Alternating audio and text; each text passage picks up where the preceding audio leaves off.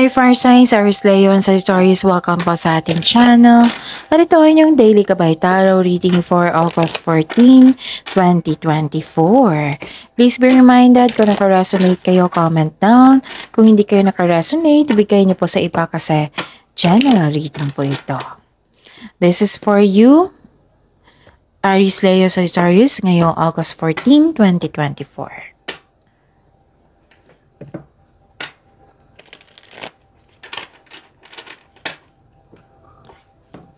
Maraming salamat po sa inyong patuloy na suporta at maraming salamat din po sa mga hindi nag-skip ng ads. Gamitin ang reading na ito bilang gabay lamang sa mga hindi pa nag-subscribe.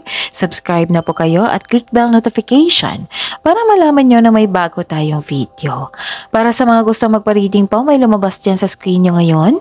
Panoorin nyo po at sundin ang instruction. Calling the attention sa mga suki ko dito na Aries, Leo, and Sagittarius. Open na po ang inyong Monthly Gabay Tarot reading for August 2024. Pwedeng nakafocus sa career and money, pwedeng general reading na may kasamang love reading po. So yun, message me for schedule. Maraming salamat po.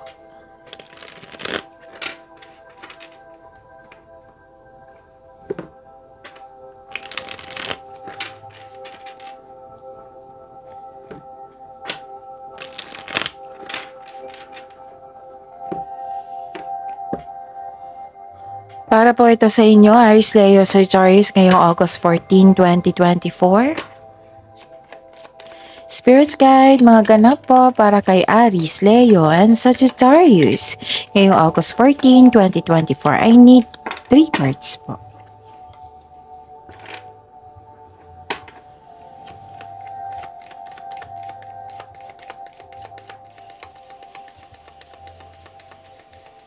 Para po kay Aries, Leo, and Sagittarius.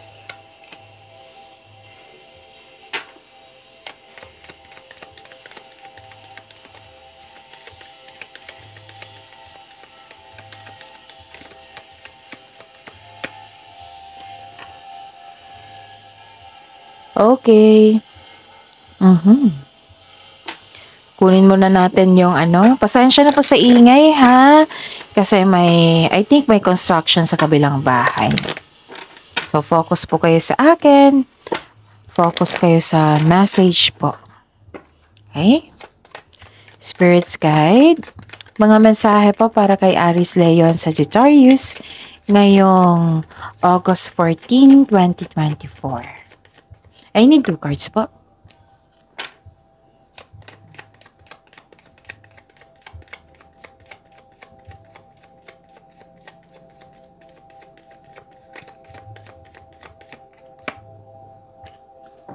Okay.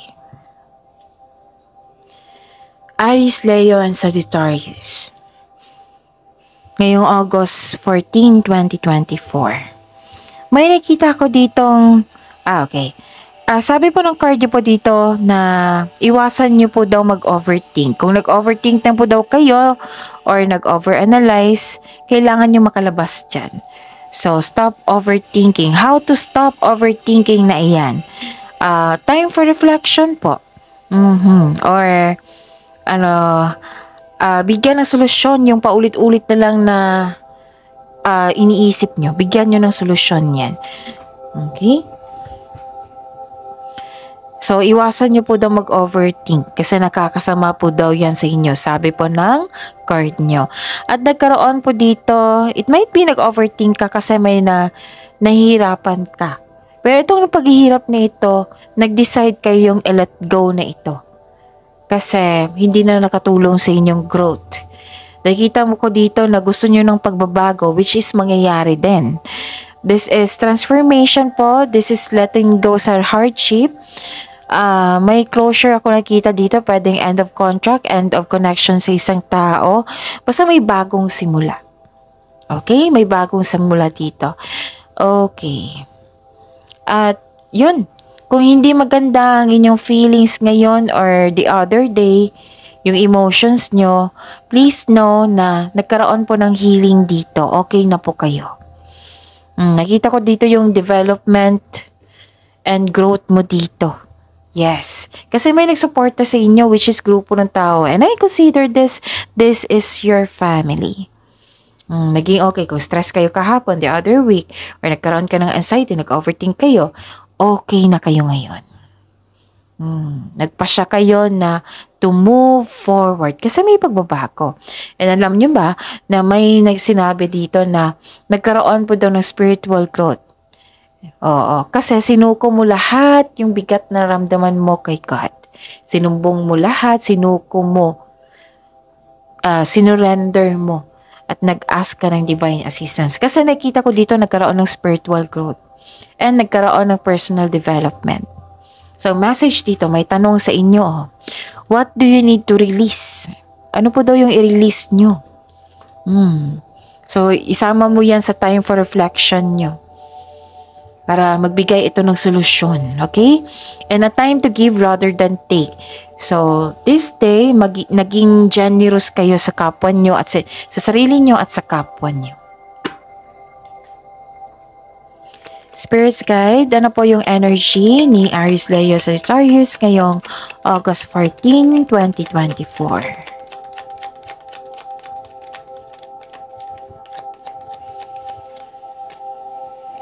And the clarification of this card po.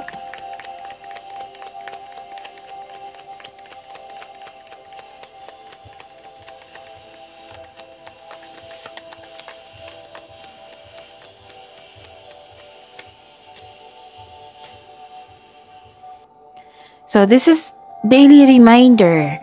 Panoorin nyo po yung last 4 days Kabay Tarot reading nyo po para hindi kayo maguluhan, malito. Panoorin nyo po. Like for example, napanood nyo ito ngayong August 14, 2024. Panoorin nyo po yung August 13, 12, 11, and 10. Kahit weekly yan, kahit monthly yan, basta panoorin nyo yung sunod-sunod na date. Kung may nakita o narinig kayong repeating message, kailangan nyo po iyan bigyan ng atensyon. Kung maaari po, bigyan nyo po ng solusyon at aksyon. Again, calling the attention sa mga suki ko dito na Aries, Leo, and Sagittarius.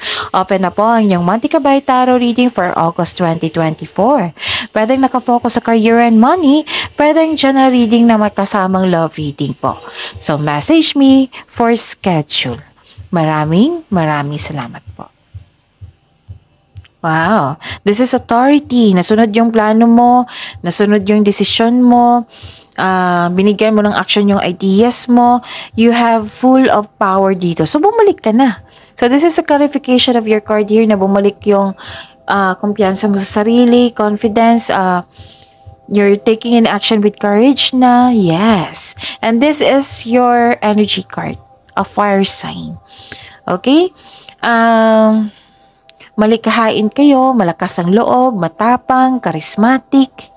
Yes, you are very matured na mapagmahal kayo at marunong sa buhay. Marami na kayong napagdaan na nahirap sa buhay bago naging successful.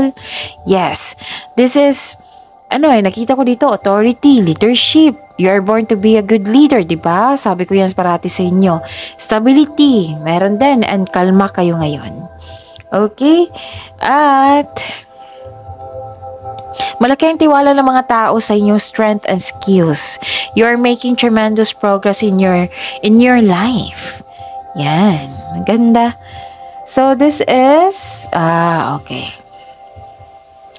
Nakikita ko dito na may naalala kayo sa nakaraan na ang siyang dahilan na parang nabibigatan kayo or na-miss nyo ito. This is the clarification of your card here. Or pwede din na may unexpected kayong kausap na tao na nagpaalala sa iyo sa nakaraan. So, let the memories rest kasi itong mga pangyayaring ito ay nasa past na. Learn from the past and move on.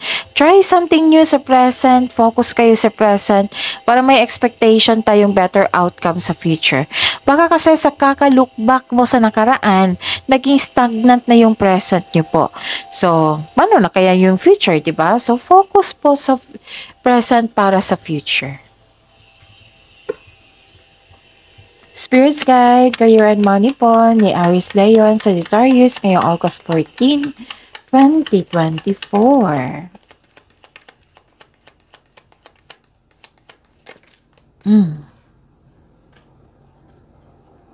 Busy kayo ngayon, no?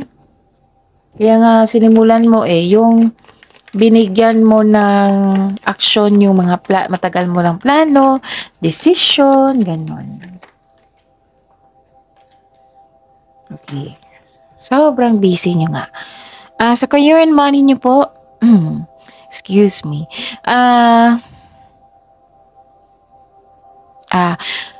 yun yung sabi ko sa inyo pag busy kayo kasi na-burnout kayo dito, na-pressured kayo. So, huwag mag-say yes kung hindi naman kaya sa inyong schedule. Baka kasi makakaranas kayo ng pag-burnout. Kung burnout na kayo ngayon, then, fix with time management. Ask for help. Okay? Pwede din, responsibilidad ito. Kasi may nakita din akong hardship dito and hardship. Pero don't worry, nagpasya kayo dito mag-let go and magkaroon ng transformation, pagbabago. Okay? Sobrang busy nyo ngayon, Aries, Leo, Sagittarius. Kaya nga, ask for help para hindi mo dala lahat yung gawain po. Don't worry kasi malapit mo naman matapos yung mga ginagawa mo. So, magkakaroon ka ng rest day, bakasyon, ganon. Kasi isip-isip mo yung bakasyon rin eh. So, binigyan mo ng halaga yung sarili mo. Pagod ako, so kailangan ko mag-rest, ganun. Kailangan ko na sigurong magbakasyon kasi puro na lang ko trabaho. Like, for example po yan. And you are overcoming obstacles. Tising! Yan yung sabi ko sa inyo dito kanina pa. Nilet go mo kasi gusto mo ng pagbabago. Ayaw mo nang mag-overthink. And may improvement ako nakita dito which is healing. May improvement, development sa inyong sarili and spiritual growth. Nag-connect kayo sa nature para makakonect kayo sa inyong intuition. Again, this is overcoming obstacles po. Self-assurance.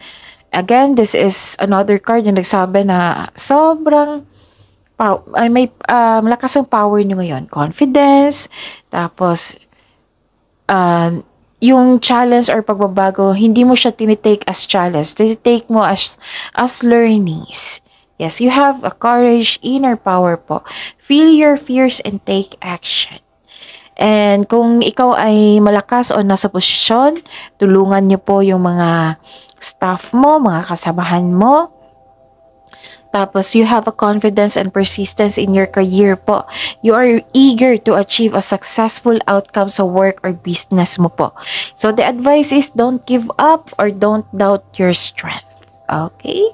Kasi, you don't know your own strength until it is tested. Sabi po ng card dito. Ang pinaka-importante talaga, ang sabi dito, overcoming obstacles. Ang galing. Ang ganda. So far ang ganda ng cards nyo. Aries, Leo, Sagittarius. Okay. Yan. Ano pa? Spirits guide. Love life, self-love, partnership, and romance. Ngayong August 14, 2024 para po kay Aries, Leo, Sagittarius. And the clarification of this card po.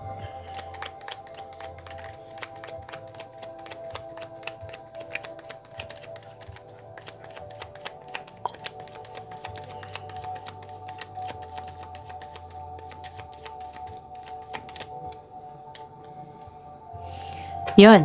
Maraming salamat po sa patuloy na tiwala at suporta sa ating channel. At maraming salamat din po sa mga hindi nag-skip ng ads. May lumabas dyan sa screen nyo ngayon. Panoorin nyo po iyan. Kung gusto nyo po iyan, then follow instruction. Okay. Ang sarap matulog ngayon kasi umuulan. Ang sarap nga matulog. Tapusin ko lang ito. Okay. So, this is your love life, right? Mag-ingat lang po daw kayo sa taong masakit kung magsalita. Kung pwede po daw, umiwas po kayo. Kasi hindi ito nakakatulong sa iyo. Okay? Tapos, pagpaplano pa rin to So, siguraduhin na magkaroon ng konkretong plano. Okay. So, May taong nagsiselos po dito. Butit nakita ko. Kulang sa pasensya, paranoid, insecure, in denial. Concern mo sa isang tao. Baka nagsiselos to sa inyo, no? Nakikita ko dito na mag-ingat na lang po sa kanya kasi masakit siya magsalita. Ano pa?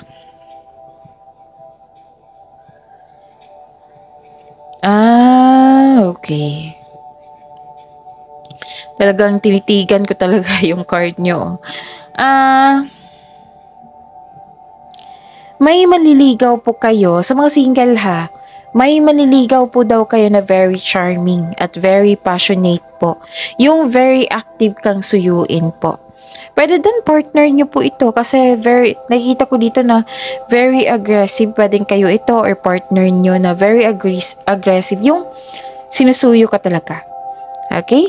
Tapos, may kakapasok lang dito sa relasyon po. Sabi po ng card, sobrang bilis po daw ng pangyayari. Tapos sabi po ng card na enjoy mo daw yung moment nyo ngayon without getting too carried away. Yung one at a time lang po. One step at a time. Hinay-hinay. Dahan-dahan. Sa mga single dito, magkakatagpo kayo ng bagong tao while traveling. Okay? And nakikita ko dito na some of you sa mga marelasyon at sa buhay mag-asawa ay may travel kayo. Romantic trip. Yes. At saka may nakita ko ditong wag po daw bilisan yung paggawa ng desisyon. Okay? Kasi parang ini-encourage ka ng isang tao, ng partner nyo, dito tayo. Tapos check muna yung budget nyo para hindi kayo mamblema niyan. Okay, pagbalanse ang kailangan dito So at least nagkaroon ng healing dito, hope and healing, and you are very inspired after these challenges, after this hardship, kasi pinili mong mag-let go, pinili mong mag-move forward, pinili mo yung pagbabago. So yun, again, a reminder, isama nyo to sa time for reflection nyo. What do you need to release? Is it tao ba? Is it emotion? Is it opportunity? Or ano pa? And please know, naka-receive kayo ng blessings, and I think this is ideas or money kasi hindi ka nagdalawang isip na tulungan yung kapwa mo na humingi ng tulong. Yes, nakita ko dito. Ano pa? So, I think yan na. So, that's it. See you tomorrow, Aries, Leo, Sagittarius. Please like, subscribe, and click the button for notification para updated po kayo sa daily tarot reading natin. Maraming salamat po.